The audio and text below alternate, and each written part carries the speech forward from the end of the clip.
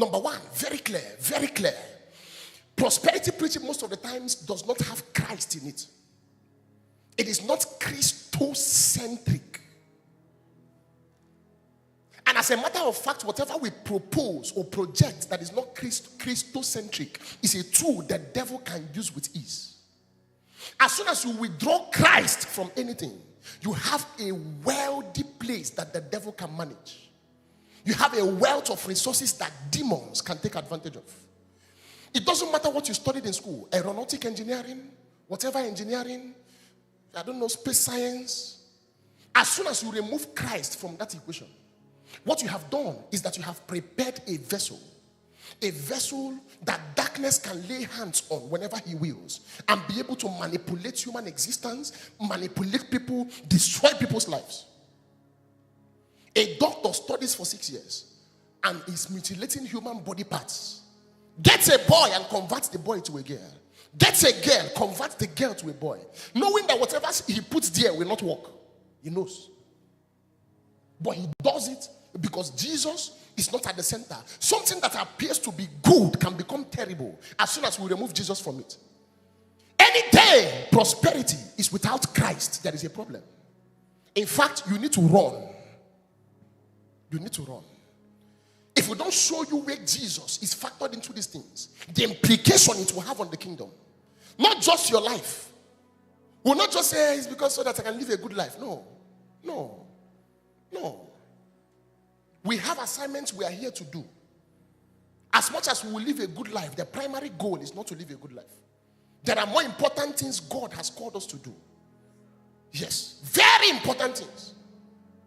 And I wish everybody understands it and is willing to walk by those standards. As soon as Christ is withdrawn, you have a tool for the devil. A tool, a worthy tool. Something he can take advantage of anytime, use to kill people anytime. I'm scared of anything that Jesus is not into. A sermon that Jesus is not into. What changes people according to scripture is the gospel. The gospel. The gospel is not anything you say. The gospel is not anything you preach. The gospel is not good things or bad things. Not in that light. The gospel is centered around Christ and everything he did. His death, his burial, his resurrection, and the implications. Galatians chapter 3 that we just read is showing you an implication of the death of Jesus. That Christ had redeemed us from the curse of the law. If you do not realize that a price was paid for you, you are going to get the blessing and live anyhow without knowing that somebody did it at a cost. Let me give you an example. Can I? If you have two people, let's say Pastor Dave and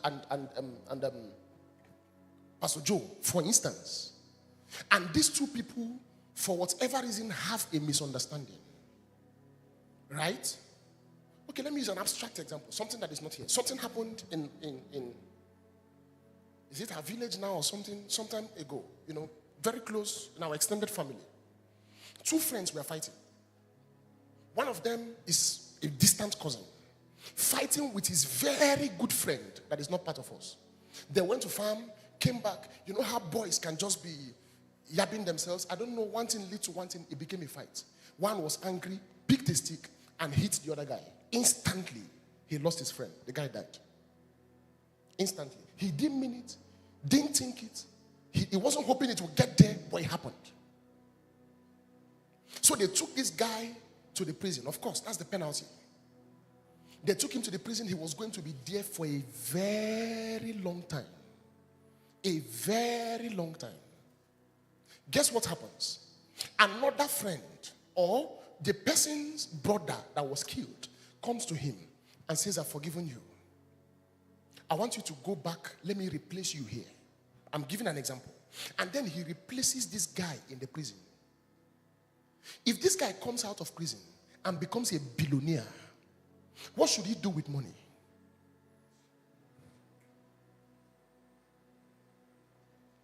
Who should be taken care of first? Who should be pampered first? Whose things should be considered first? Are you seeing how wicked it is for somebody to say, Christ has redeemed us from the curse of the law, and then you receive the blessing, but there is nothing about Jesus that bothers you? Nothing. Is that not criminal? Is that not wicked? Is that not vicious? If that guy comes out, his entire life is supposed to be for this family, knowing that there is somebody in the prison for me now as we are talking. Somebody has suffered for me now as we are talking.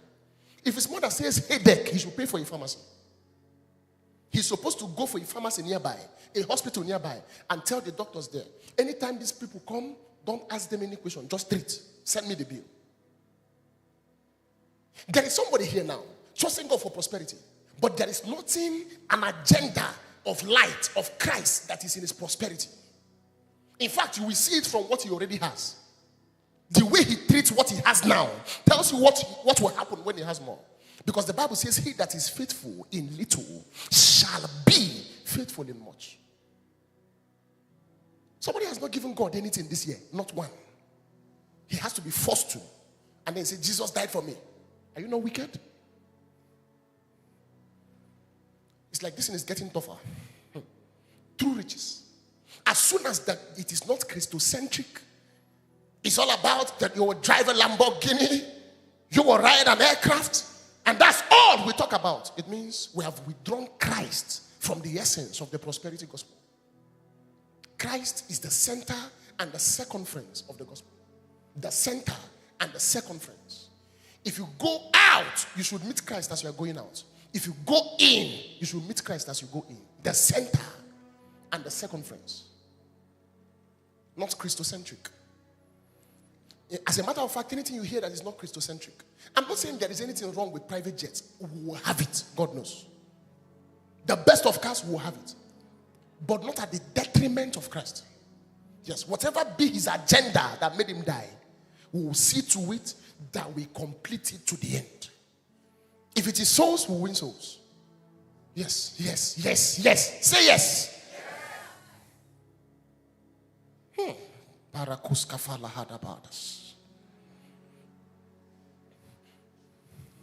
Number two problem with prosperity preaching. Number two, stay with me, is that there is an assumption that financial abundance is the only proof that God is with a man. That financial abundance is the only proof of divine approval. There is this sentiment we have. When we see a man having resources, we want to assume that once you have it, God has blessed you. Can I tell you some of the funny things we say in church that proves this point? 25 people can be praying, and then somebody comes to lead prayer, and he looks at them and says, pray now. In the next 5 years, we will know who prayed and who did not. Have you heard that before? Be honest. What does that mean? I mean, be honest. Don't try to be spiritual. I know you know what I'm saying.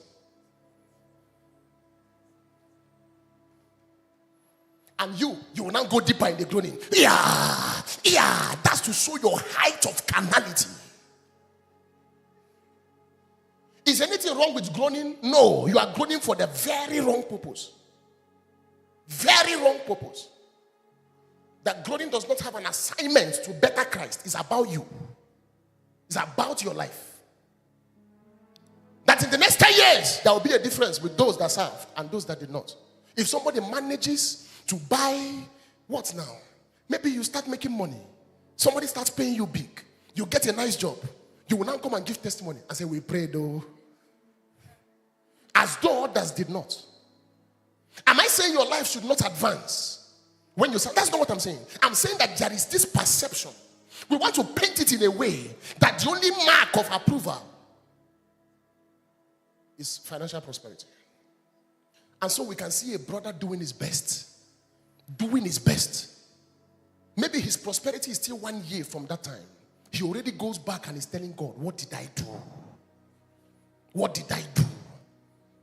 He added fasting. Something tells him his heart was not in it. His prayers was not enough. That he would have done it better.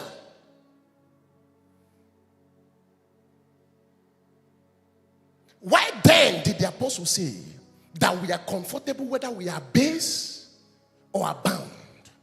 I like a good life, God knows. I'm enjoying my life. I must enjoy my life, one way or the other. Whether in lack or in plenty. Do you understand what I'm saying? Yes, I'm going to maintain an attitude of joy and happiness, despite the conditions. The point I'm trying to make is that God gives people financial prosperity, but it should not be considered the major mark of God's approval. It should not be considered. Somebody can come here and say, God is faithful. If you know, since we have been praying about this thing. But what he bought is a used car. I don't want us to be caught up in that web where it looks like processes have been cut off. There is an unhealthy pressure on believers, unhealthy pressure. Well-meaning people, unhealthy pressure. You can even see a sister, maybe has not put to bed yet. You say, when we were praying, she was not there. You see one that is still single, you say, it's because we prayed now. This one's there. Do they pray? Do they really pray? Unhealthy pressure. The material things you can feel, you can touch, is a mark of divine approval. It is the devil planting a seed of wickedness in the church. Are you still with me?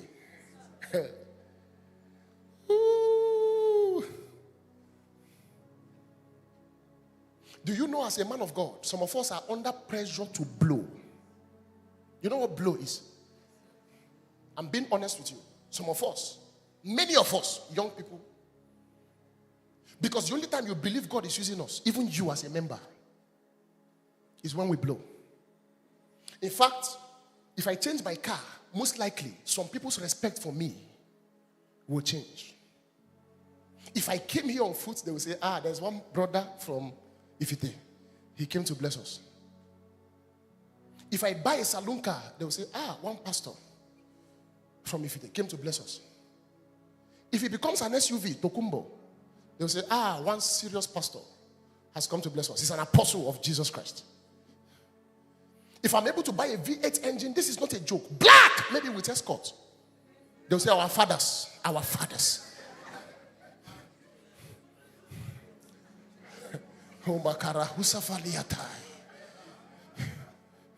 Our fathers. That's one of our fathers that came into town. Monde kale hazuza vratas ke susamate. God punish poverty. Punish poverty.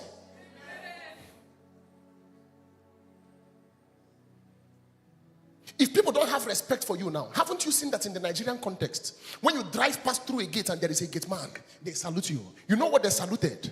The car, not you. Because if you go back, park the car and walk past again, they can push you down and say, please, shift. People pass. It was never about you. An unhealthy pressure on God's people.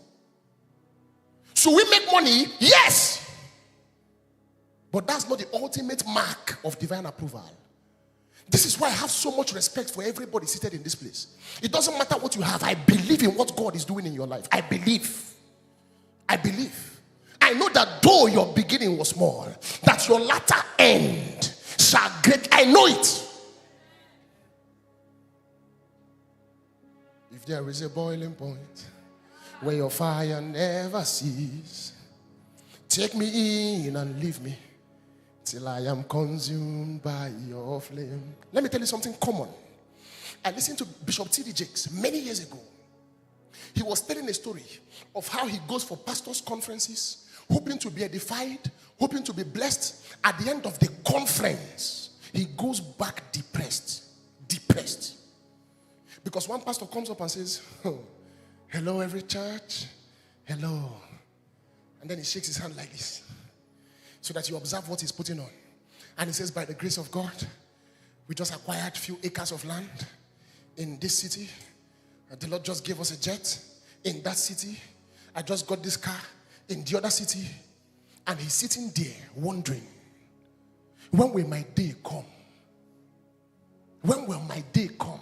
It was supposed to be a testimony. But the truth is that God was not in the testimony. The person didn't glorify God in any way, didn't exalt God in any way. All the story was I. I. And sometimes they do not tell the whole story. The whole story. Believe what I'm telling you. The whole story. A Yahoo boy called me this year, and said he was following our church when we were in Ifiti. I said yes. He said God has really been faithful to him. I said yes. I don't know him. Mentioned one funny name. And he said, well, there is money he needs to send to the church, and then we need to help him buy land, buy properties, but we should keep the change for Mola Kufaro Hasadia.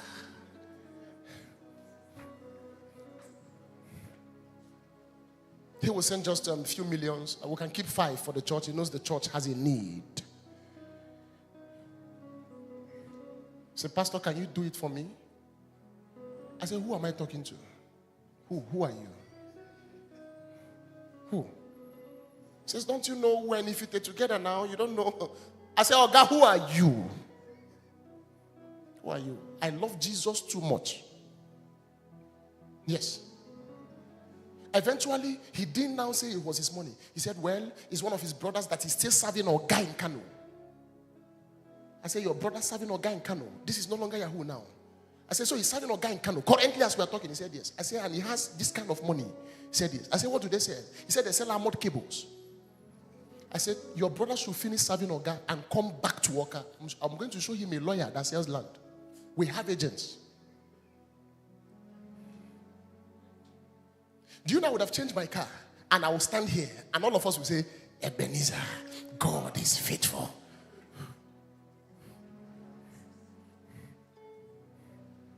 No jokes. No jokes. True life story. Unhealthy pressure on God's people. Unhealthy pressure. That Bishop T.D. Jakes, today is his 41 years in ministry. He said for the first 20 years as a pastor, 20 years, he pastors less than 45 members, including children. For how long? Including children. Including, that 45 is including children. But he was there.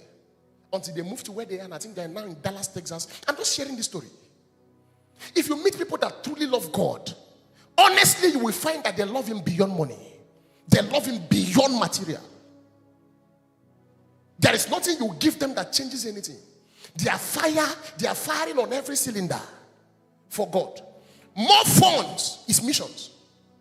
Something has to happen. The kingdom of darkness has to go down. Church people have to be blessed. Things have to happen. I read about a man, was it yesterday? I think the name of the company is Green or so, I can't forget. One holy bodily company. They are the ones that sponsors Christian ads in Super Bowl. They sponsor Christian ads in Super Bowl. And sometimes 15 minutes ads. You know Super Bowl? You know we're in Nigeria. Do they do Super Bowl in Nigeria? Sometimes 15 seconds ad during the break that they will do something and they say, Jesus is for everybody. Hi, please help me preach to somebody. Say, Jesus is for everybody. Jesus is for everybody. They will pay billions and it runs 2 ads in every Super Bowl. That's what to do with money. Not to pressure people. Sponsors Bible printing. They are sending it to different nations of the world. There are people that are active in evangelism. Active. I listened to Dr. Paul's story. The man in Abuja. Of course, you know him. One of the biggest churches in the world. If they say they are going for crusade, I'm wondering, what else do you want to do in crusade? What else? He said, as of 2007, they went to use the National Stadium for service. For crusade. National Stadium in Abuja. And it costed them about 17 million. And it was a lot of money. He said, he was wondering, but they paid the 17 million. 2007. As of 2017/18, they built the biggest church in the world. 17 million was a big deal in 2007. Are you here at all? Are you sleeping? Are you awake? As of 2017, the Watch of Glory Dome is $200 million. Press it in your Casio.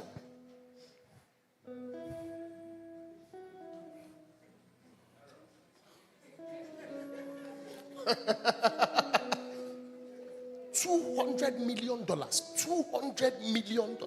I'm not talking about money. Look at what I'm trying to say. Are you here? Oh, hello. This was 2007, and how many years later? 10 years later. And then that structure is not so that a man can relax. There are some of us, if we see 1 billion now, there is no gospel that will bring us here. No gospel. It doesn't matter what you preach. And then a man like that did not change his work ethic. He became more focused with work. He read the Bible more than he used. Sources cannot change. More provisions cannot change. Provisions cannot change. Put it in my heart. Why should I slow down now? No. Some people that have not gone anywhere have matched the break already. They feel we are good. We are good. You are is good. Are there no souls in this city? Can they be won? Can lives change? Can people get better? Can more transformations happen? Can we raise more people for the kingdom? Where you are sitting, can you say, Lord, put something in my heart? Put something in my heart. Pray like I want to give you 30 seconds to pray. Now, let me be serious. Let me be sure you are serious. No, not that song, please. Stay on the previous song.